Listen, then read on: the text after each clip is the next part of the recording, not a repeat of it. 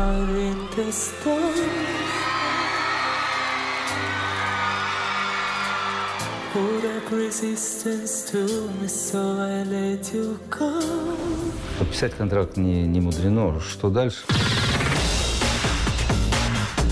Был у нас эпизод, когда мы с ним зашли, скажем так, в зону конфликта.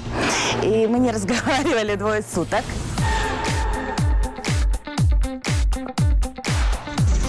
Но я 30 лет работаю в шоу-бизнесе.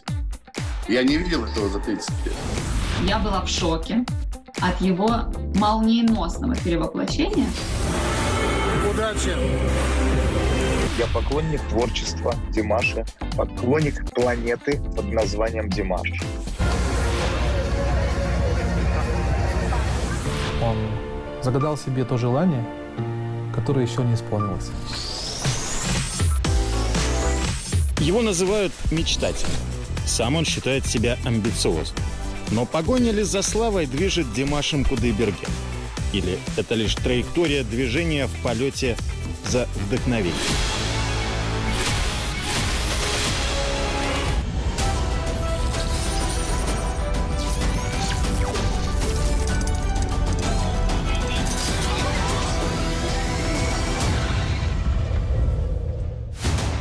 Каждый, кто хоть раз пересекался с Димашем на его творческом пути, практически сразу становится поклонником.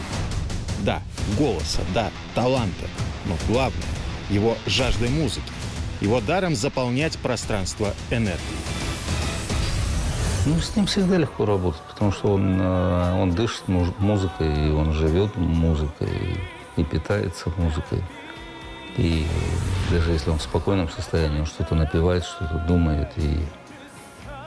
Ну, он серьезно талантливый парень.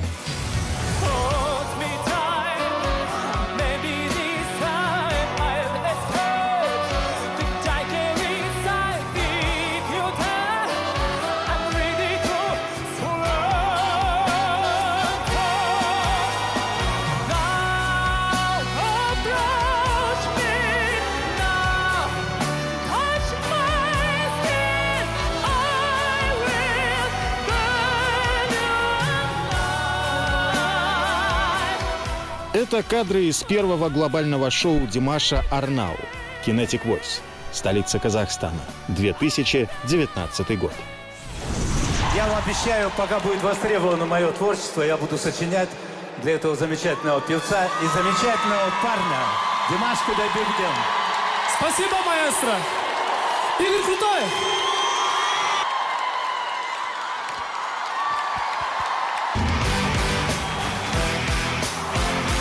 Астана-арена на 30 тысяч мест. Полный аншлаг. В эти 2 часа в восторге все, кроме главного организатора. Пока Димаш и его Диас проживают новую эпоху его творческого пути, за кулисами, еле дыша, прячется Динара Адам. Она не смотрит шоу. Она уже запустила гигантский механизм, а теперь переживает, чтобы все прошло гладко. А волноваться было из-за чего.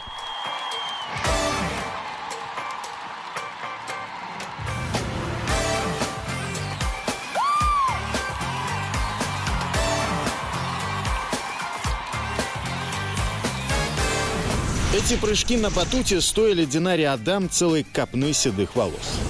У нас же были номера с батутами, вот, и здесь, в БЗС, в Космедиа-центре, у нас была репетиционная база, мы ставили батуты, и вот он бесконечно прыгал на этих батутах. И каждый раз, когда он залезал на этот батут, у меня вот так вот сердце замирало. И,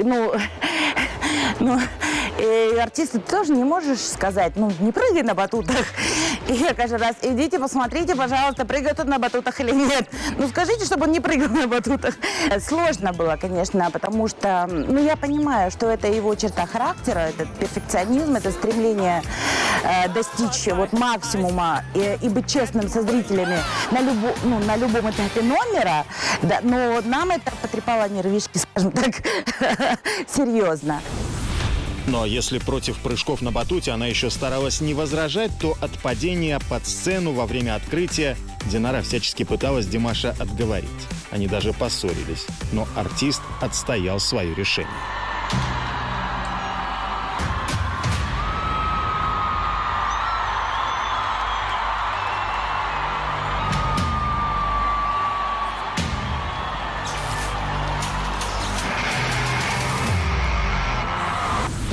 у нас эпизод, когда мы с ним зашли, скажем так, в зону конфликта, и мы не разговаривали 2 суток. На предварительном этапе мы говорили, нам же нужно было получить заказ, поэтому до этого мы говорили, ты будешь летать, ты будешь, я не знаю, будут ракеты, космос.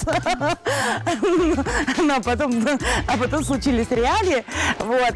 Была ситуация на интро, когда он сказал, я хочу упасть. Интро, просто обратите внимание, где он летит вниз. Вот, чтобы вы знали, все до медиа там трясло от страха.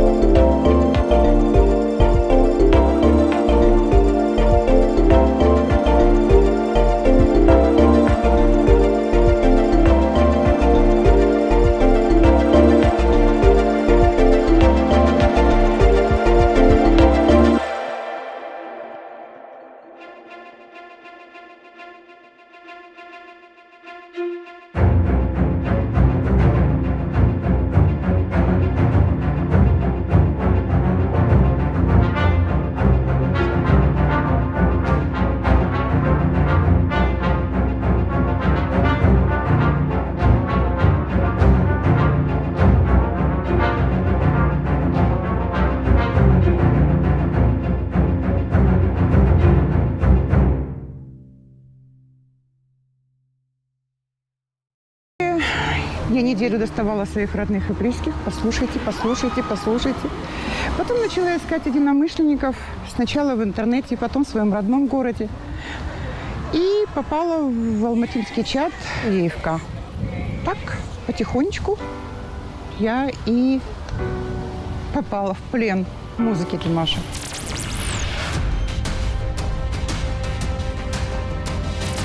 ЕФК – это аббревиатура Евразийского фан-клуба. Тысячи подписчиков в интернете и столько же реальных людей, готовых часами ждать, чтобы хоть ненадолго увидеть своего кумира. Лично для меня концерт, который я сама первый раз посетила, это было «Гадку Дауса». Туда мы пришли в 3 часа. Сам концерт начинался в 5 часов. И мы ждали выхода Димаша до 10 часов вечера. Мы ждали, и, наконец, этот феерический момент, это выступление, вышел Димаш. Эмоции, все непередаваемо, незабываемо. И Димаш тогда спел 5 песен, и эти 5 песен прошли как 5 секунд. Вы знаете, у меня все не как у людей случилось. Меня буквально к Димашу привел за руку Андрей Малахов во время премии «Виктория» 5 декабря в Кремлевском дворце. Я пришла просто посидеть, послушать музыку. Можно сказать, это был просто выход в свет. Фанаты Димаша попросили меня подержать светящийся баннер. И я сидела, никого не трогала, но в какой-то момент Андрей Малахов заметил иллюминацию красивую из зала и решил подойти, предложил сделать фотографию с Димашем. И, собственно, так я оказалась перед 6 тысячами зрителей, практически на сцене. И, знаете, я обнималась с Димашем. Всем зависть. Сестра Игоря Яковлевича Крутого сделала фотографию. Есть даже небольшие отрывки видео, где меня, можно сказать, под конвоем ведут к любимому артисту. После этого я подружилась с девочками из фан-клуба. В моей памяти, наверное, тот момент, когда мы все в аэропорту брали у него интервью, и он отказался фотографироваться с нами. Мы все расстроились, но приняли это, так как все, кажется, его очень сильно любят, уважают. Мы все выстроились, начали фотографироваться, и на последний момент он подошел сзади потихоньку и сфотографировался с нами. Вспомнилась история из детства Димаша, которую он рассказывал сам, о том, что они с мальчишками звонили соседям в дом и убегали. И Димаш остался, выслушал выговор от соседа, извинился. И этот пример показывает уже, что Димаш в то время понимал, что значит хорошо, что значит плохо. И думаю, что он сам себя оберегает от дурного влияния. И судя по фан-движению Димаша, глядя на Диарс, понимаю, что они достаточно все порядочные, добрые люди. Нуржамал Молдажан – поклонница творчества Димаша с необычной историей. Она потеряла обеих дочерей и 25 лет не могла найти свое призвание. В голове крутились разные мысли – заняться бизнесом или благотворительностью. Решение пришло с песней «Дейди Дау». 90% товаров в помощь нуждающимся и лишь 10% на продажу, чтобы оправдать себестоимость. Слушая Димаша, я часто плакала, а потом заметила, что все мои страхи, связанные с открытием магазина, куда-то исчезали. Я сомневалась, потяну ли я аренду помещения, зарплату и все остальные расходы. Но, послушав песни Димаша, все как рукой снимало. Появлялись силы, и я воплотила в жизнь этот проект. За 4 года мы помогли детям на 2 миллиона тенге. А еще Нуржамал выучила казахский, тоже на песнях Димаша. Говорит, прежде не задумывалась о силе и богатстве родного языка. А теперь свободно говорит и даже думает на казахском. Дадидаларның бір жолын мен үнемі аңылдап өзім айта беретінмін. В песне «Дайди Дау» я постоянно напевала одну фразу о кровоточащей внутренней ране. Чтобы полностью понять всю глубину смысла его композиции, я стала учить казахский язык. Мораль сказанного меня сильно впечатляла. Димаш всегда говорит о наших традициях, включает национальные элементы в свои выступления. Уверена, что он сумеет донести фанатам из других стран нашу философию и тем самым обогатить мировую культуру вековой казахской мудростью.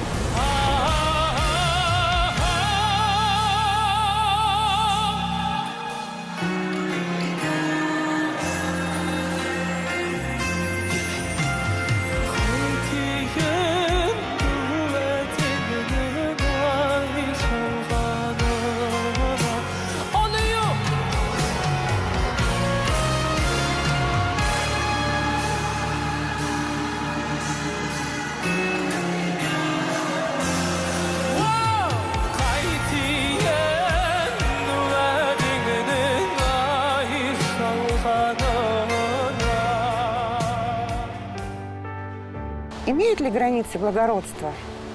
Кто задавал себе такой вопрос? Быть может, это только самосбродство? Или в сторону тщеславия перекос? Заверить смею свято в это веря. Поступки сами нам об этом говорят. Кто благороден сердцем, в корень зрить умеет. Душой богаче многих и сильней 100 крат. Почту за честь пожать такому руку. И с уважением другом настоящим назову. Сегодня вновь урок, опять иным наука. Сегодня благородству песнь пою. Не стану льстить и восхвалять до неба. Слова воздержанней, конечно, поищу. Но я испытываю гордость за родного человека и радость от того, что время с ним одно делю. История Нины Бугайченко сильно напоминает историю лидера украинского фан-клуба Димаша Евгении Барсегян. Дело в том, что я потеряла любимого мужа. Был такой момент в жизни, это было 3 года назад. И, как понятное дело, что переживала очень тяжело эту потерю. И по прошествии 1,5 лет, получается, успокоение не приходило. Я в этот момент, я же говорю, я просила: Господи, дай мне что-то, чтобы эту боль чем-то выместить. И я слышу через неделю после этого буквально, я потом это все сопоставила, я слышу голос Димаша. Я слышу его по телевидению, по нашему украинскому телевидению. Неожиданно что, потому что его у нас, в принципе, не показывали. Я просто услышала сначала голос, подняла глаза. Сразу же это была песня «СОС». Это знаковая для него песня. Это с нее очень многие начинают свою любовь к Димашу, открывают его. Я услышала, и все, я потерялась.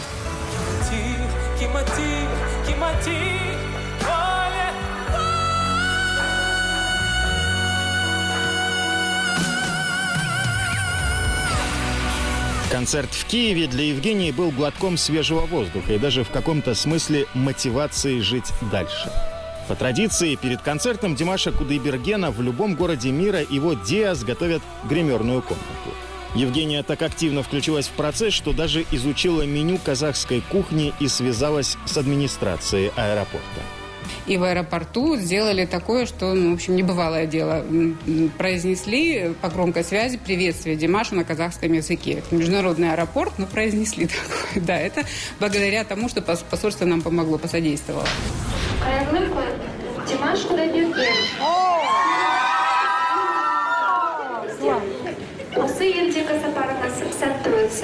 Там же мы ему вручили булаву символическую. Понимаете, что такое гетьманская булава. Мы его тут же нарекли гетьманом наших сердец. И потом мы оформляли гримерку. Мы козы дошли, это конское мясо, специально то, что едят казахи, например, нарезка такая. Красиво стол сделали и так далее. И самое главное, мы повесили ему наглаженную, новенькую вышиваночку. Мы очень хотели, чтобы в вышиванке Димаш спел украинскую песню. Мы уверены были, что он споет украинскую песню на украинском языке. Начинается концерт, первые звуки. Выходит Димаш, раскинув руки в этой вышиваночке. И весь зал ахнул. Это звуки вышиванки, это понеслось прямо по залу, по всему. Это было так эмоционально, люди были настолько благодарны.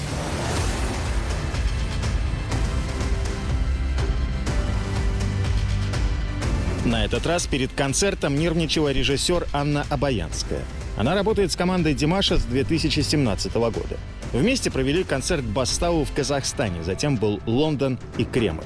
Понимая уровень и размах, сильно боялась, как ее любимого артиста, в концерты которого она вложила столько сил, примут на ее родине.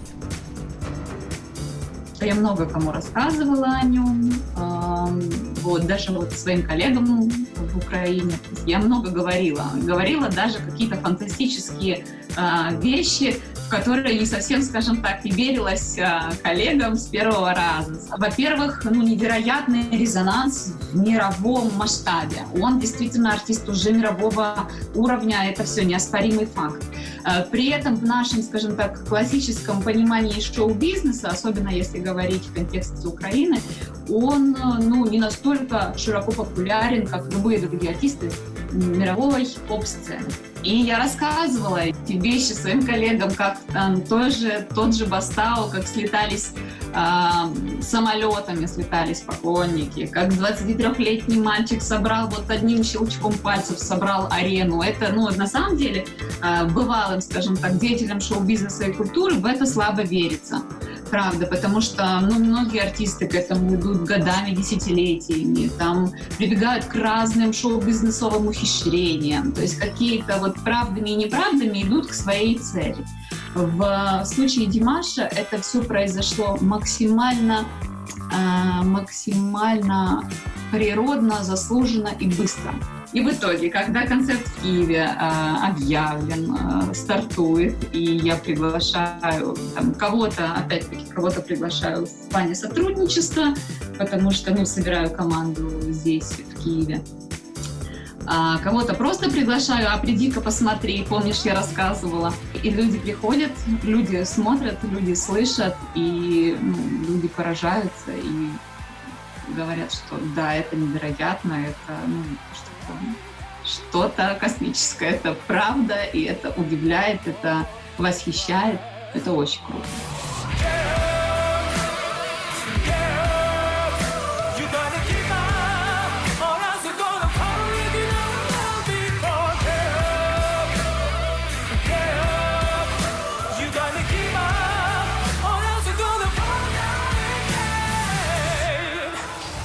Кстати, идея с мотоциклом на сцене в Киеве принадлежит Анне Обаянской. Димаш сразу одобрил задумку режиссера. Она, к слову, автор многих его сценических фишек. Например, для одного лишь выступления в Ташкенте Анна придумала подачу через все 4 стихии. Это было на открытии Года Казахстана в Узбекистане. Использовались проекционные технологии. Очень красивое было оформление сцены, сценография. Красивый свет прописали, красивую графику сделали. То есть был такой эффект 3D погружения артиста в реальном режиме, какую-то сюрреалистичную атмосферу космическую.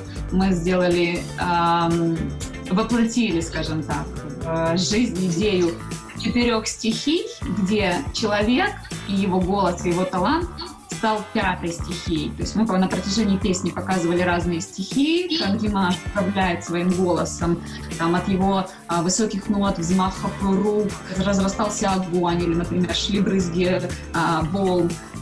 И в конце все сошлось в такой космической энергии на фоне его голоса. То есть, по сути, 5-я ключевая энергия, стихия, которая движет миром, это и есть человек и его уникальный талант.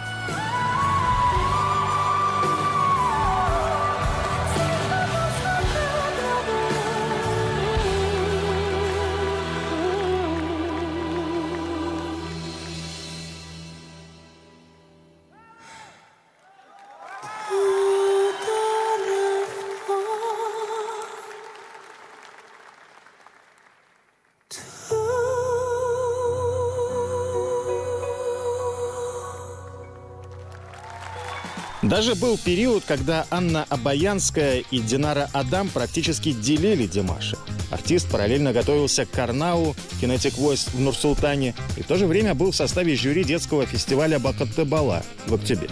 До мировой пандемии фестиваль успели провести дважды, в 2018 и в 2019 годах.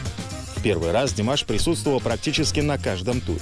Через год его присутствие несколько сократилось. Он, скажем так, незримо присутствовал, все знали, что он, но его никто не видел. И в последний день, день гала-концерта, он пришел на саундчек, и все поняли, что он на самом деле был, что он на самом деле есть. Он все видел, он все знает, он все слышал. И он таки будет награждать сегодня кого-то своим спецпризом. Вот. И так и состоялось. Для детей, конечно, это был и шок, и радость, все вперемешку, все одновременно. Но в то же время это дало им шанс, ну не шанс, это дало им возможность в конкурсные дни, когда у них были конкурсные прослушивания, спокойно спеть без лишней тревоги или волнения, или стеснения перед именно его персоной. Потому что в первый год были дети, которые просто видели его и начинали плакать. То есть не забывали о том, что они должны спеть что-то, вытянуть какие-то ноты. У них настолько их переполняли эмоции, что они прям могли расплакаться на сцене. Вот. Поэтому на второй год мы немножко так сделали такую, другой немножечко ход, и он оказался выигрышным. По сути, одновременно им приходится объяснять людям, почему они не могут увидеть Димаша. Анна детям в Актюбе, Динара со взрослыми Диас в Нур-Султане. А когда у нас были репетиции, приезжали фанатки, девочки из Китая, было холодно. Я помню, я подходила, очень мы можем говорить на китайском, я звонила своей племяннице и говорила: скажите этим девочкам, пусть уходят, мы не разрешим общаться с Димашем, сейчас репетиция. Вы не поверите, с самого утра, пока не заканчивается репетиция, это девочки стояли возле главного входа, и мы их не пускали. Ладно, девочки с Китая, когда женщина моих лет с Риги, Санкт-Петербурга, с Москвы, 5-6 человек, фанаты, женщины, взрослые, точно так же стояли. Я подходила, поскольку русскоговорящая, я подходила и говорила: я понимаю, молодые девочки, вы что здесь делаете? Мы вас не запустим. Они, мы хотя бы здесь рядышком. Все Диас безоговорочно верят, что однажды Димаш завоюет Грэмми. Вопрос для них стоит чисто технически. Здесь два основных фактора, с чем столкнется Димаш на пути к Грэмми. Первое – жанр, второе – английский язык. Что касается жанра, здесь должен быть альбом, который будет у всех на слуху. При этом самого Димаша очень сложно определить какой-то одной музыкальной категории.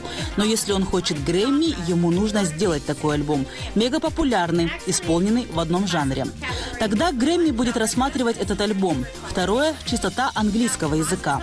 Единственный жанр, для которого не нужен английский язык – это категория классической музыки. Но я так полагаю, что Димаш хочет выиграть категорию «Альбом года» или «Запись года». Это самые престижные награды в структуре Грэмми.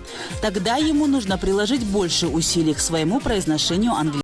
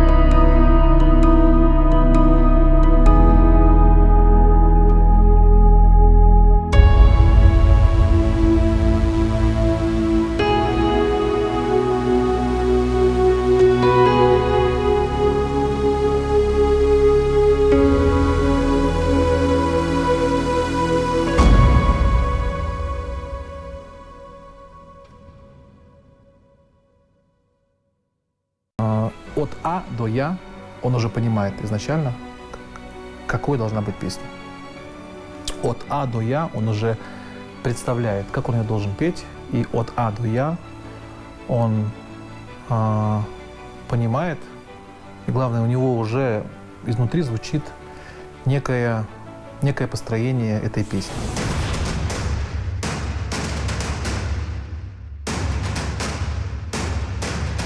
Профессиональные амбиции Димаша разделяют и за пределами Казахстана. Многие фанаты возлагают большие надежды на творческий тандем с Игорем Крутым. Знаменитый композитор не просто пишет для Димаша потрясающую музыку. Он трезво оценивает ситуацию и дает свои практические рекомендации. Например, Игорь Крутой считает, что за мировой славой нужно ехать туда, где ты хочешь себя реализовать. Это непросто.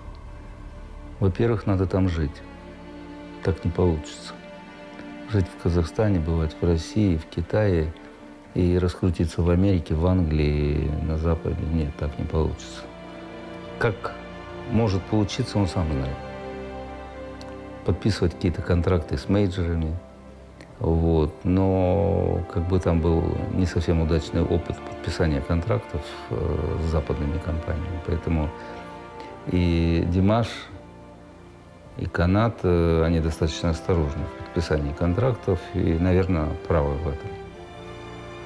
Подписать контракт не мудрено. Что дальше? Есть ли гарантия того, что это произойдет такой эффект? Такой гарантии нет. Это два. Третье. Я считаю все-таки, что вот в кроссовере он может быть первым. На грани жанров. А вот в такой популярной музыке, в попсовой, в танцевальной, там достаточно серьезная конкуренция, и там будет сложнее. Но надо пробовать все. Что ему 26 лет. Шағын туыз бауыр ағайыншы көңілімнен мен сіздерге айтамын қазағымның жігіттері йоу толайын біз жігіттерге жырдан асылаға тағайын сәлем танысқа бәрібір үлкен кетті кіші кетті сүй құрмет сәлем біл өз ана тілі қасірлеген ардақтап тұрады білген басыр емес еміз Пробовать разные направления Димашу рекомендует и Александр Ревва. Человек, который задает моду на интернет-тренды, уверен, что такой артист должен пробовать себя не только в пении. В традиционном понимании. Я вижу мюзикл, какой-то мирового уровня мюзикл с композитором мирового уровня, с какими-то фантастическими... То есть там, где он может открыть и актерские свои способности, и вокальные, и хореографические. Где-нибудь в каком-нибудь... Это может быть и Макао, или Лас-Вегас, или еще какой-то... Где тысячи, сотни тысяч, миллионы людей будут ходить на это шоу, стоять в очередях и наслаждаться вот этим чудом под названием Димаш. Но с Александром Реввой не согласен мастодонт российского шоу-бизнеса Хизри Байтазиев. У него другое видение перспектив Димаша. Мюзикл, я думаю, что для него это очень мелко. Вот. А его вот стезя — это, конечно, большие стадионы, большая масса народу и грандиозное шоу. Вот это его, где он будет себя чувствовать органично очень. Но, может быть, какие-то партии в операх, там, каких-то мировых постановках. За короткий вот такой промежуток времени он практически завоевал мир. Главное сейчас удержаться и подняться чуть-чуть на другую ступень. А для творчества у него нет границ вообще для творчества человека. Да он как поет, он также прекрасно читает рэп, он также R&B в жанре прекрасен. Он хорошо двигается, он хорошо правильно говорит. Ну, что еще нужно? Действительно, в его репертуаре можно слышать оттенки разных жанров. Но режиссер Анна Обаянская видит и другие грани таланта любимого артиста. Есть шутка такая, есть прям вот, я не знаю, кто ее придумал, но она ходит в кулуарах, что даже если Димаш споет телефонный справочник, он тоже будет иметь мировой успех.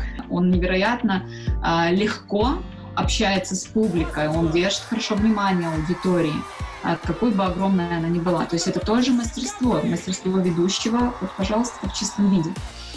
мастерство актера. В каждой песне он перевоплощается. И, собственно, мастерство танцора. Еще, значит, один случай, когда можно было оценить работу Димаша как актера в полной мере, это съемки клипа песни. Съемки проходили в Киеве. На весь съемочный процесс у нас на все про все 6-8 часов. Это очень мало. Ну, наверняка вы знаете, актер, главный герой, справляется со своей задачей с первого дубля. В каком бы направлении ни двигался Димаш Кудайберген, все безоговорочно верят. У него получится. Поэтому и напутствия звучат именно вдохновляющие. Я желаю ему долголетия, творческого долголетия и физиологического тем более. А самое главное, я хочу пожелать, чтобы он окружил себя теми людьми, которые будут его поддерживать, верить в него, дарить ему любовь, дарить ему силы, давать ему силы, то, чтобы он открывал себе новые грани. Эти два фактора, которые очень важны для творческого человека. Здоровье, а самое главное — вдохновение. Вот. И я знаю, что он лучший, он будет еще покорять, покорять, покорять. Он загадал себе то желание, которое еще не исполнилось. И это желание вскоре, совсем очень скоро исполнится. И я хочу пожелать, чтобы таких желаний у него было больше и больше, чтобы он шел к своей цели, никогда не останавливался и был лучшим, тем лучшим человеком, о котором говорили бы все, чтобы им гордились многие-многие поклонники, чтобы им гордилась планета, а самое главное, чтобы он покорял те вершины и никогда не задумывался о том, насколько ему будет это сложно. Потому что лучшему человеку, сильному человеку любая вершина покоряется очень легко. Мы бы хотели пожелать Димашу жесткой конкуренции. Настолько серьезной, что она вынудит его требовать от окружающих результата так же сурово, как он требует от самого себя. Мы, фан-клуб Димаша в США, действительно стараемся продвигать его в своих штатах. Связываемся с радиостанциями, отдаем его песни в ротацию, чтобы их крутили по радио и больше людей о нем узнали. Наш клуб Диер США желает, чтобы он дальше себя реализовывал на профессиональном и личном уровне. Он мечтает достигнуть успеха в США, участвовать в Грэмми и в области актерского мастерства. Мы желаем, чтобы он всего этого добился. Он уже выходит на любую аудиторию, и он понимает ее и в каждом его движении, то, что он может эту аудиторию скрутить в бараний рог просто. И он в каждом своем движении, в каждой ноте, у него все, он художник. Он не просто начинающий какой-то парень. Он уже человек, который прошел многотысячные площадки, и дуэтное пение с большими артистами, и общение с большими артистами, и языки у него есть, и внешность у него есть, и любовь народов разных стран, и любовь семьи, и обожание своей родины. И он обожает свою родину, потому что каждый раз он очень трогательно о Казахстане говорит. Ведь не все хиты звучали, а каждая песня воспринималась. И казахские песни исполнялись, большей частью была русская аудитория, и принимали и английские, и казахские песни замечательно, потому что в нем есть все-таки вот эта энергетика, харизма, которая влияет на публику. Наверняка любой из композиторов, наверное, был бы счастлив работать с певцом такого уровня. Когда я стану народным артистом... Слушай, ты международный уже, а не народный. Это, пожалуй, самое интересное противоречие в личности Димаша Кудайбергена. С одной стороны, о его скромности не знает только тот, кто его никогда не слышал. С другой стороны, артист не скрывает своих притязаний на мировое первенство. Он хочет, чтобы его музыку слушали на всех континентах. И, видимо, это неизбежно, учитывая темпы роста армии Диас по всей земле. Но для глубоко философского и в то же время космического артиста количество фанатов – это не мерило тщеславия, а скорее уверенность в правильности траектории движения. Движение вверх, но даже не к звездам. Мировая слава – это не определяющий фактор. Главная цель – вдохновение, чтобы творить для тех, кто открывает его голосу свою душу.